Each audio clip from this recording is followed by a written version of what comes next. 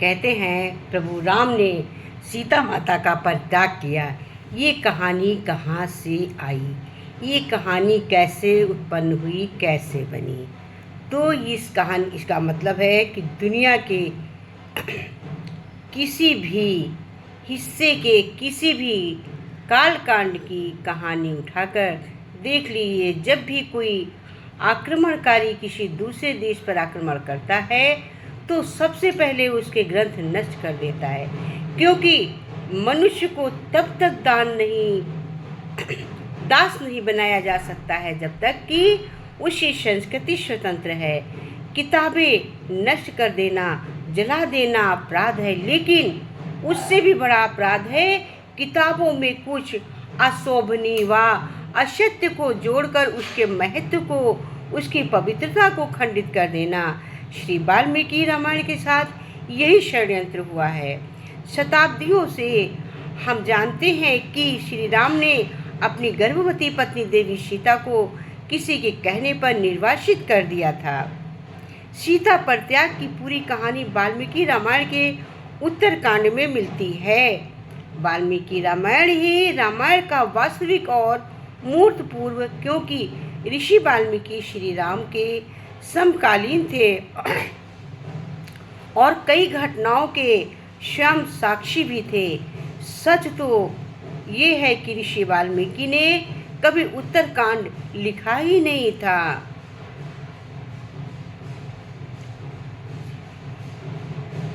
जैसे सभी ने अंग्रेजी के नावल पढ़े होंगे, अक्सर वे समाप्त हो जाते हैं और वे खुशी खुशी रहने लगे। इसके बाद कहने के लिए कोई कहानी बचती नहीं है। वाल्मीकि रामायण के युद्ध कांड का 12वां 128वां सर्ग कहता है, श्री राम जी राजा बन गए, विभीषण लंका चले गए, सुग्रीव किष्किंधा लौट गए, भरत सेनापति नियुक्त हो गए।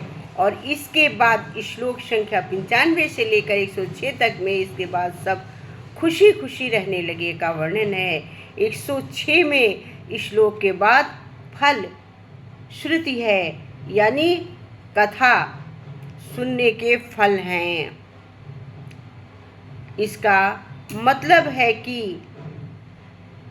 औपचारिक रूप से रामायण की कथा समाप्त हुई, कुछ और लिखने के लिए शेष नहीं रहा। युद्धकांड के अंतिम मार्ग सर्ग का 119वां श्लोक सुनिए। रामायण मिंद कृतनम श्रवता पठता सदा प्रियते, सत्पम रामा सह ही विष्णु सनातनः, यानी यही संपूर्ण रामायण है। आगे 121वें श्लोक में वाल्मीकि लिखते हैं, एवं तत् पुरा व्रत माख्या नाम भद्रमस्तुवः प्रयाहरत।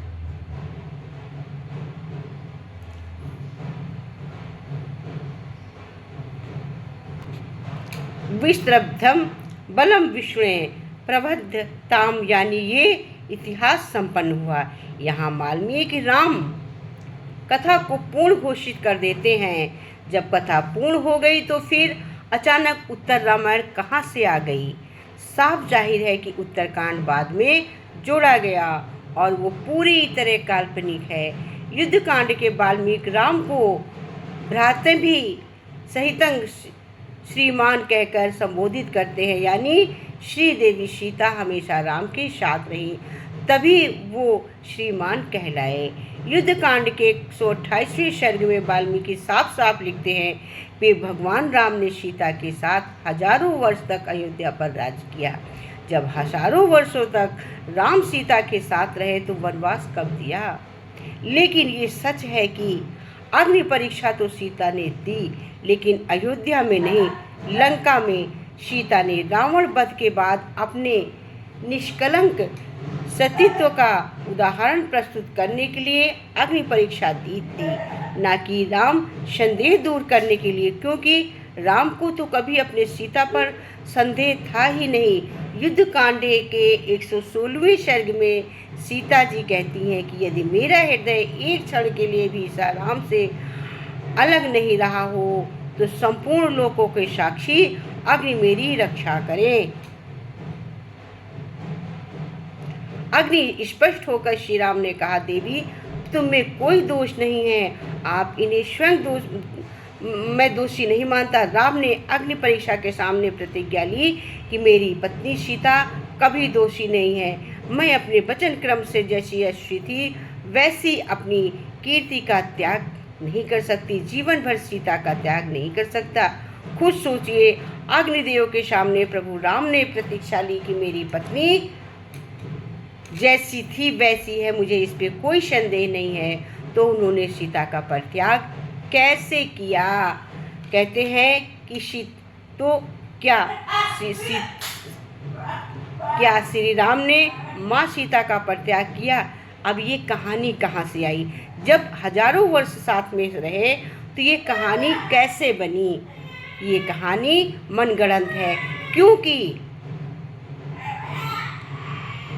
कर्नाटक के चिक्कमगलूर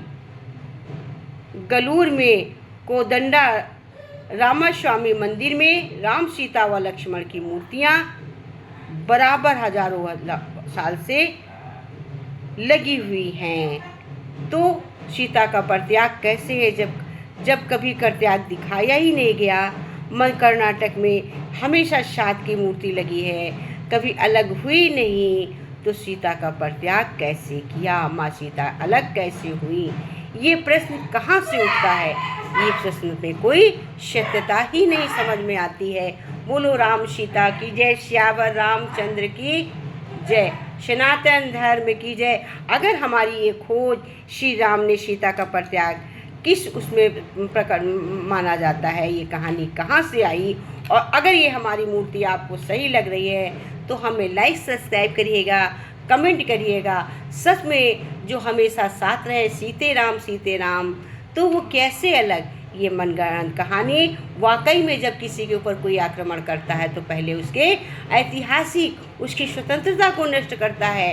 जैसे हम किसी को बर्बाद करने को सोच लेते हैं, किसी के परिवार को तो हम क्या करते हैं, उसके बच्चे को, उसके मुखिया को भड़काते हैं, बेकार करते हैं, तभी उसके घर पे विजय पाते हैं। वैसे सीता जी को बदनामी ऐसा लिख के इतिहास में छाप के कि राम का अपयश दूर होगा, समाप्त होगा, इसलिए ऐसा किया गया।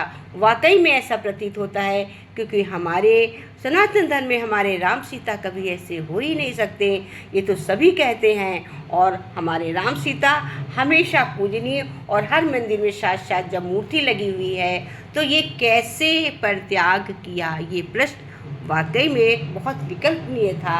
और ये देखिए, मैंने ये खोज के कर्नाटक के मंदिर की ये फ़ोटो है जो मैंने इसमें स्टार्टिंग में दी हुई है। मैं इस फोटो को पुनः भी लास्ट में भी दे रही हूँ।